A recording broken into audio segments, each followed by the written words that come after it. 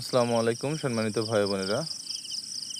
আমার স্ক্রিনে যে আখের জাতটি আপনারা দেখতে পাচ্ছেন, এটা হলো ব্রাজিলের বিখ্যাত কালো আখ। এটা কিন্তু অনেকে ফিলিপাইন মনে করতে পারেন, কিন্তু কোনোভাবে এটা ফিলিপাইন না। এটা ব্রাজিলের কালো আখ। এবং এর মোটাটা দেখেন, এটা যখন পরিপূর্ণ মোটা হবে, এই দেখেন অবস্থা, এই যে অবস্থা কীরকম মোটা। আর ফিলিপাইনের আখগুলো এমন চিকন চিকন।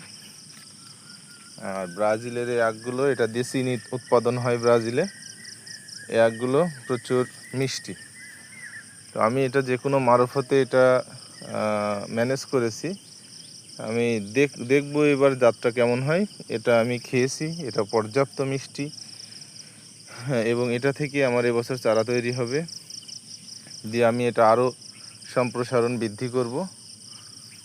এর চাষ কিভাবে বাড়ানো যায় সেদিকে আমার লক্ষ্য থাকবে। এবং পাশাপাশি এখনই আমি চারা সেল দিব না, আমি আগে এটা দেখি যে আসলে কেমন হয়। তবে আমার মনে হয় যে ভালো হবে, কারণ আমি যখন এখানে লাগিয়েছিলাম তখন একটা এই জায়গায় এরকম ছোট্ট একটি করে চারা লাগিয়েছিলাম। আমি যেখান থেকে চারা নিয়ে এসেছিলাম সেখান থেকে আমার 8 ঝাড় চারা ছিল, মানে 8 পিস চারা ছিল।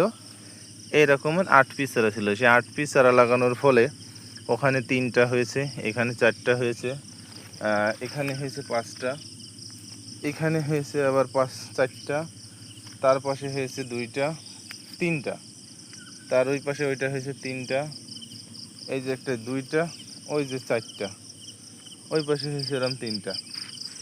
তো এটা বুঝলাম এই কারণে যে এটা আমাদের দেশে চাষ হবে। এবং এটা যদি কেউ ছাদ বাগানে লাগাতে চায়, একটা টবের ভিতরে কিন্তু 2-5 পিস চারা নিয়ে যে টবের ভিতরে লাগিয়ে রাখলেই কিন্তু তার বাজার থেকে আর আখ কেনার কোনো প্রয়োজন হবে না। এক এক জায়গায় যদি এরকম 4-5টা করে, 3টা করে হয়, তাহলে যদি সে নর্মালি 5টা চারা নিয়ে যে রোপণ করে, তাহলে 3-5 15 পিস আখ। আর 15 পিস আখ মানে একটা পরিবারের চাহিদা অনায়াসেই পূরণ করা সম্ভব। তো আমি চেষ্টা করতেছি এই ব্রাজিলের আখটা কীভাবে সম্প্রসারণ করা যায় বাংলাদেশের মাটিতে, এবং এটার চাষ খুবই সহজলভ্য। আমি এখানে কোনো মানে এটা আমি দেখার স্বার্থে আমি এখানে কোনো এক্সট্রা পরিচর্যা করি না, কারণ আমার এটা আগে বুঝতে হবে যে এর চাষ সহজ কিনা, আমাদের দেশের মানুষ এটা নিয়ে কাজ করতে পারবে কিনা। যার কারণেই কিন্তু আমি এখানে এক্সট্রা কোনো দেখাশোনা আমি ওইভাবে করি না। আমি জাস্ট এটা লাগিয়ে রাখছি আর একটু পানি দিই।